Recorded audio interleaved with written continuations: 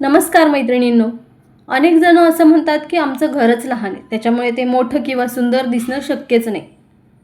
मैत्रिणींनो, लहान घर असणं हा काही प्रॉब्लेम नाही आहे, पण लहान घरामध्ये आपण ज्या काही नकळत चुका करतो ना, त्याच्यामुळे ते घर आहे त्याच्याही पेक्षा लहान दिसतं किंवा भरलेलं आणि अस्ताव्यस्त दिसतं. आणि खरा प्रॉब्लेम तो आहे. खरं सांगायचं झालं ना, तर मोठं घर दिसण्यासाठी खूप मोठं स्पेशियसच घर असलं पाहिजे असं काही नाही आहे. गरज असते ती जी आपल्याकडे स्पेस आहे ना, तिचा योग्य पद्धतीने वापर करण्याची. कधी तुम्ही असं नोटीस केलं आहे का, की काही घरं फक्त 1 BHK असतात, पण तरीसुद्धा त्या घरामध्ये गेलं ना, की आपल्याला एकदम ओपन, नीट, क्लीन आणि स्पेशियस वाटतं. आणि काही घरं खूप मोठी असतात, 3 BHK, 4 BHK, पण आतमध्ये गेलं ना, की वस्तूंनी एवढी भरून ठेवलेली असतात, की एक वेगळ्या प्रकारचं कंजेस्टेड फीलिंग येतं आपल्याला.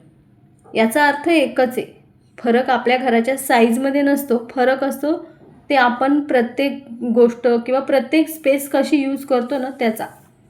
आपण कसं फर्निचर सिलेक्ट करतो, आपण कसं ते अरेंज करतो, कोणत्या कोणत्या छोट्या छोट्या गोष्टींच्या डिटेलिंगकडे लक्ष देतो, या सगळ्या गोष्टींचा. आणि आणखीन एक गोष्ट, घर सजवताना अनेक जण सोशल मीडिया बघतात आणि त्याच्यावरती जे काही दिसतं ते तसंच तसं कॉपी करायला जातात. पण प्रत्येक डेकोर आयडिया ही प्रत्येक घरासाठी योग्य असेलच असं नसतं. काही वेळा एखादी चुकीची फर्निचर सिलेक्शन किंवा चुकीचे कर्टन सिलेक्शनमुळे ना जास्त डेकोरेशन होतं आणि मग घर अधिक लहान दिसू लागतं. म्हणून आजच्या या व्हिडिओमध्ये मी तुम्हाला अशा 10 स्मार्ट ट्रिक सांगणार आहे, ज्या इंटिरियर डिझायनरसुद्धा लहान जागा मोठी आणि व्यवस्थित दिसावी म्हणून वापरतात. या ट्रिकसाठी तुम्हाला कोणत्याही प्रकारे तुमचं घर तोडण्याची किंवा रिनोव्हेशन करण्याची किंवा खूप सारे पैसे खर्च करायची गरज नाही आहे. फक्त काही छोटी छोटी चेंजेस आहेत किंवा छोटे छोटे डिसिजन्स आहेत, ते तुम्हाला घ्यावे लागतील आणि त्याच्यामुळे तुमच्या घराचा ओव्हरऑल लुक चेंज होऊ शकतो. तर जर तुम्हाला पण तुमचं छोटंसं घर जास्त ओपन, स्पेशियस, नीट आणि क्लासी दिसावं असं वाटत असेल ना, तर हा व्हिडिओ शेवटपर्यंत नक्की बघा. चला आता एक एक ट्रिक बघूया. सगळ्यात पहिली गोष्ट म्हणजे वॉल कलर. जर का तुम्ही कधी इंटिरियर डिझायनर्सचे व्हिडिओ बघितले ना, तर तुम्ही नोटीस कराल की लहान घरांमध्ये बहुतेक वेळा व्हाईट कलर किंवा मग क्रीम कलर, बीज कलर, किंवा मग light grey colour, pastel colour असे कलर जास्त वापरलेले दिसतात. पण याच्या मागचं कारण काय असतं माहिती आहे? ते फक्त ट्रेंडमध्ये आहेत म्हणून नाही. यामागे ना एक छोटंसं सायन्स आहे. लाईट कलरवर पडणारा प्रकाश जास्त रिफ्लेक्ट होतो, म्हणून मग संपूर्ण रूम जास्त ब्राईट वाटतो आणि आपल्या डोळ्यांना त्या जागेची बाउंड्री स्पष्ट जाणवत नाही. त्याच्यामुळे खोली प्रत्यक्षात जितकी मोठी आहे ना, त्याच्याही पेक्षा थोडीशी जास्त मोठी वाटते आणि ओपन वाटते. याच्या उलट जर का आपण खूप डार्क कलर वापरले, तर ते प्रकाश शोषून घेतात. त्याच्यामुळे भिंती जवळजवळ आल्यासारख्या वाटतात आणि थोडी जागा कॉम्पॅक्ट दिसायला लागते. याचा अर्थ डार्क कलर वापरायचेच नाही असं नसतो. जर का तुम्हाला डार्क शेड आवडत असेल ना, तर पूर्ण घर त्या डार्क कलरमध्ये करण्याच्या ऐवजी फक्त एक वॉलवरती एसेंट कलर म्हणून तुम्ही डार्क कलर वापरा.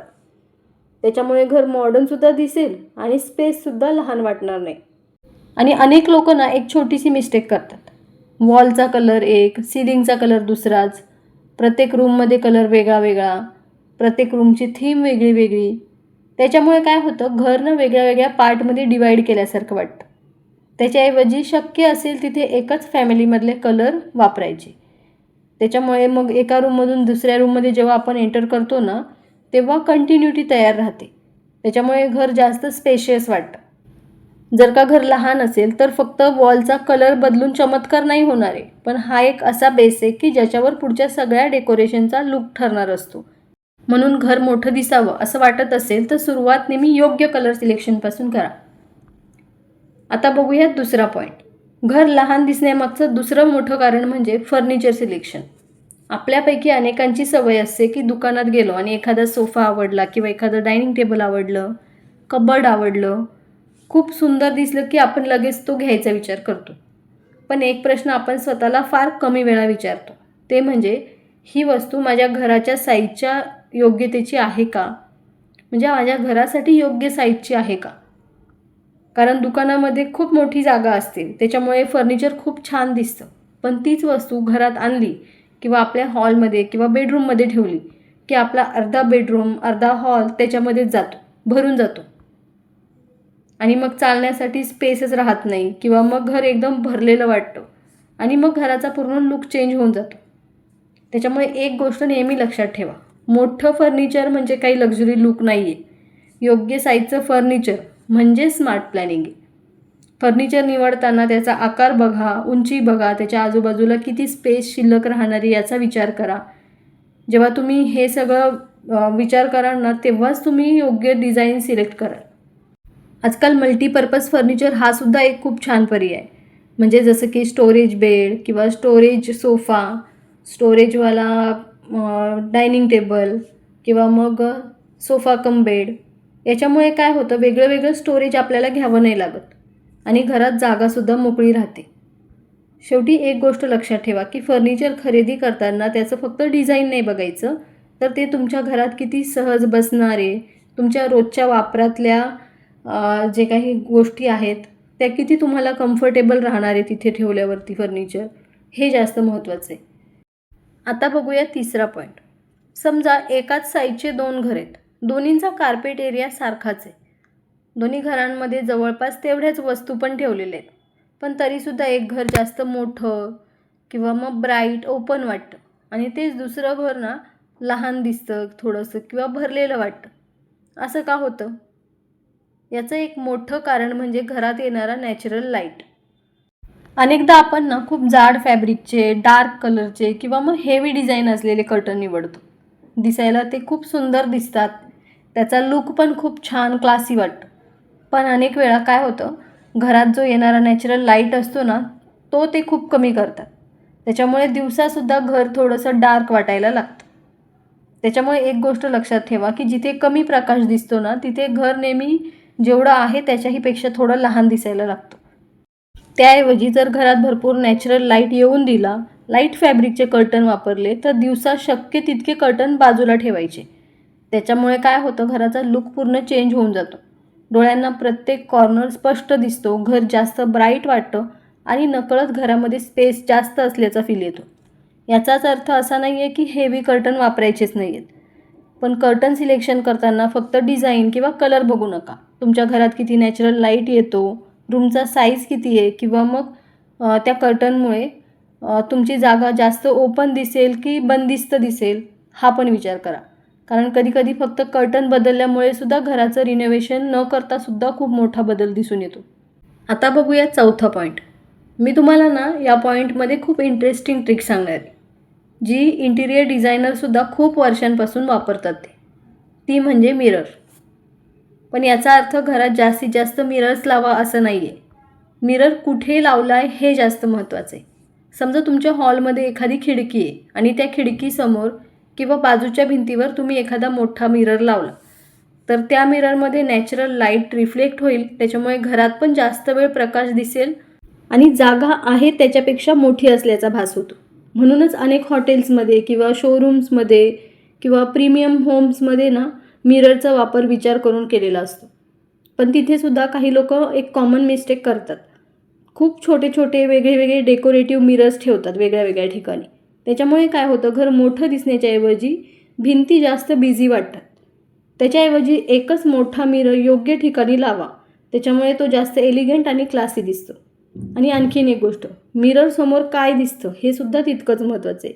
जर का मिररसमोर सुंदर एखादी खिडकी असेल किंवा प्लांट असेल, क्लीन हॉल असेल, तर त्याचं रिफ्लेक्शन ना घराची ब्युटी अजून वाढवतं. पण जर का मिररसमोर क्लटर असेल, वायर्स, अस्ताव्यस्त कॉर्नर असेल, तर ते क्लटर जास्त डबल दिसतं. त्याच्यामुळे मिरर लावताना फक्त डिझाईन बघू नका, तर तो घरात काय रिफ्लेक्ट करणार आहे याचासुद्धा विचार नक्की करा. आता बघूया चूक नंबर 5. खूप जास्त छोट्या छोट्या वस्तूंनी घर भरून टाकणं. तुमचं घर छोटं आहे म्हणून ते सुंदर दिसूच शकत नाही असं अजिबात नाही आहे. पण छोट्या छोट्या घरांमध्ये एक गोष्ट खूप महत्त्वाची असते, ती म्हणजे बॅलन्स आणि ऑर्गनायझेशन. अनेक वेळा आपण काय करतो, घर सजवण्यासाठी छोट्या छोट्या वस्तू आणतो, सुंदर शो पीसेस किंवा फोटो फ्रेम, वेगळ्या वेगळ्या प्रकारच्या डेकोरेशनच्या वस्तू. पण फक्त डेकोरेशनच नाही तर घरात अनेक अशा छोट्या छोट्या वस्तू असतात ज्या आपल्याला कधी ना कधी लागतच असतात. म्हणजे जसं की मेडिसिन, सुई दोरा, अजून भरपूर छोट्या छोट्या वस्तू असतात, स्क्रूड्रायव्हरसारखे टूल्स, मुलांचे बुक्स, क्राफ्टचं सामान. हे सगळं किंवा कधी कधी लागणारं डेकोरेशनचं मटेरियल, या वस्तू गरजेच्या तर असतात, पण प्रत्येक ठिकाणी जर का ते इकडे तिकडे पसरलेल्या दिसतील किंवा घरात लगेच दिसत असतील तर घर अजून जास्त भरलेलं किंवा मग मेसी दिसायला लागतं. म्हणून अशा वस्तूंसाठी ना ठराविक जागा बनवा. म्हणजे मेडिसिनसाठी वेगळा बॉक्स, सुईदोरा आणि छोट्या छोट्या वस्तूंसाठी वेगळा ऑर्गनायझर, मुलांच्या बुक्ससाठी व्यवस्थित शेल्फ किंवा मग एखादं बास्केट, त्यांचे क्राफ्टचं सामान ठेवण्यासाठी वेगळी जागा, ओकेजनल डेकोरेशनच्या वस्तूंसाठी वेगळी जागा, प्रत्येक वस्तूसाठी वेगळा वेगळा बॉक्स वापरायचा आणि त्याला लेबल लावायचं. त्याच्यामुळे काय होतं, गरजेच्या वेळी वस्तू पटकन सापडतात आणि घरसुद्धा नीटनेटकं दिसतं. आणि अजून एक महत्त्वाची गोष्ट म्हणजे छोट्या घरात प्रत्येक वस्तू बाहेर दिसेल अशी ठेवण्याची गरज नसते. आपल्याला अनेक वेळा वाटतं की घरातल्या वस्तूंना व्यवस्थित मांडून ठेवल्या की ते घर सुंदर दिसतं, पण प्रत्यक्षात छोट्या घरात याच्या उलट होतं. समजा तुमच्या किचन काउंटरवर खूप सारे डबे किंवा मसाल्याच्या बरण्या किंवा अप्लायन्सेस व्यवस्थित तुम्ही मांडून ठेवलेत किंवा छोटे छोटे कंटेनर, छोटे छोटे रॅक हे मांडून ठेवले, ते व्यवस्थित मांडलेलं आहे. किंवा मग टी व्ही युनिटवरती रिमोट, चार्जर, बिल ह्या सगळ्या वस्तू छोट्या छोट्या व्यवस्थित ठेवलेल्या आहेत. जरी त्या व्यवस्थित मांडून ठेवल्या असल्यानं तरी थोडंसं क्राऊडेड किंवा मग मेसी दिसायला लागतं. म्हणून घरातल्या प्रत्येक वस्तूला एक ठरलेली जागा द्या. ज्या वस्तू रोज वापरतो त्या सहज मिळतील अशा ठिकाणी ठेवा, पण ज्या वस्तू कधीतरी लागतात त्या कबर्डमध्ये किंवा ड्रॉवरमध्ये किंवा मग हाईड होतील व्यवस्थित ऑर्गनाईज करून ठेवून द्या. आणि टी व्ही युनिटवरती रिमोट, बिल अशा छोट्या छोट्या वस्तू वेगळ्या वेगळ्या ठिकाणी ठेवण्याच्या ऐवजी ना एक छोटासा ट्रे ठेवा आणि त्याच्यात त्या सगळ्या वस्तू व्यवस्थित ठेवून द्या. त्याच्यामुळे त्या वस्तू अशा पसरलेल्या दिसणार नाहीत आणि गरजेच्या वेळीसुद्धा तुम्हाला पटकन सापडतील आणि ती जागा जास्त क्लीन दिसेल. तर मैत्रिणींनो, छोटं घर आहे म्हणून ते सुंदर, स्टायलिश किंवा क्लासिक दिसूच शकत नाही असं अजिबात नाही आहे. खरं तर छोट्या घराची हीच मजा असते की छोट्या स्पेसमध्ये सुद्धा आपण स्मार्ट चॉईस करून ते खूप सुंदर बनवू शकतो. फक्त महाग फर्निचर, मोठं घर किंवा भरपूर डेकोरेशन म्हणजेच सुंदर घर नसतं. आणि आणखीन एक फायदा म्हणजे छोट्या घरामध्ये क्लिनिंग किंवा मेंटेनन्स करायला कमी वेळ लागतो, म्हणजे स्वतःसाठी वेळ जास्त मिळतो. मैत्रिणींनो, घर छोटं असलं ना तरी कमी वस्तूंमध्ये आपण जर योग्य प्लॅनिंग केलं, प्रत्येक वस्तूला योग्य जागा दिली, छोट्या छोट्या डिटेल्सकडे लक्ष दिलं ना तर आपलं घर खूप सुंदर दिसतं. त्याच्यामुळे आजपासून तुमच्या घराकडे एकदा नव्या नजरेने बघा. कदाचित घर बदलण्याची नाही तर फक्त काही चुका सुधारण्याची गरज आहे. कारण कधी कधी मोठा बदल करण्यासाठी मोठा खर्चच पाहिजे असं नाही आहे. थोडीशी क्रिएटिव्हिटी आपण दाखवली आणि स्मार्ट स्टायलिंग केली तरीसुद्धा आपलं घर सुंदर दिसतं. जर तुम्हाला असेच घर डेकोरेशनचे, क्लिनिंगचे आणि स्मार्ट होममेकर टिप्स आवडत असतील तर चॅनलला सबस्क्राईब नक्की करा. भेटूया पुन्हा एकदा अशाच युजफुल व्हिडिओमध्ये. तोपर्यंत धन्यवाद.